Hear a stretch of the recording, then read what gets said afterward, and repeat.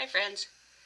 With Thanksgiving almost upon us, I'm sure we are making plans for how we're going to celebrate this year. In the past, we might have gathered with a large group of family and friends for that traditional Thanksgiving feast, but this year we know things have to be a little different. So maybe we're going to be celebrating just with our immediate household, perhaps even by ourselves.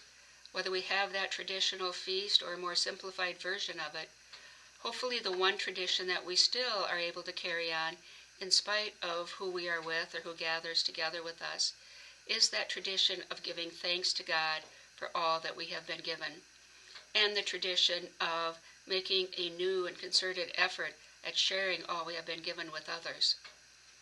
I think that message of sharing all we have been given is one of the powerful interpretations of this weekend's gospel. For a man goes on a journey and he entrusts his servants with his talents or money. A talent at the time of Matthew was about $1,000.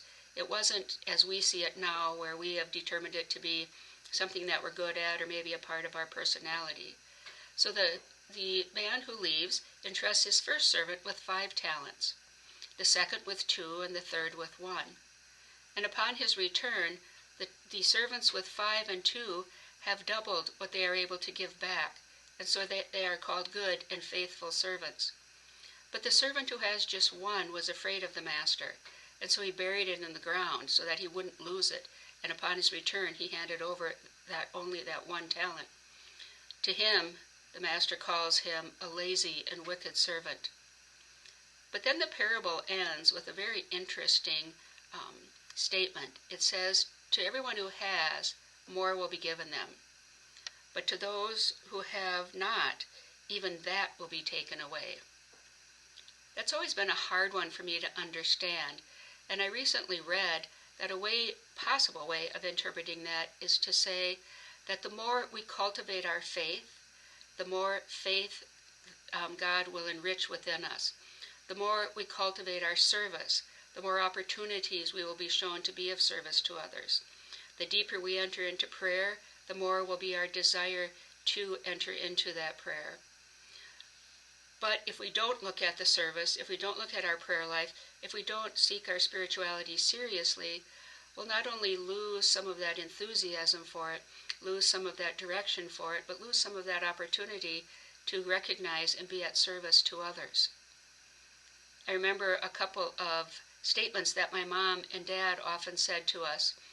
My mom, when she knew of someone in need, would just call out and say, "Clean out the refrigerator." And we would run and take everything possible we could find. And in the car on the way to wherever we were going, she would explain who we were going to see and why. My dad often said, "You don't always have to be the first to volunteer, but just let everyone know that you're the backup plan." That call to be attentive to the needs of others, to be aware of what we have been given, even if we think it might not be enough to share, it always is.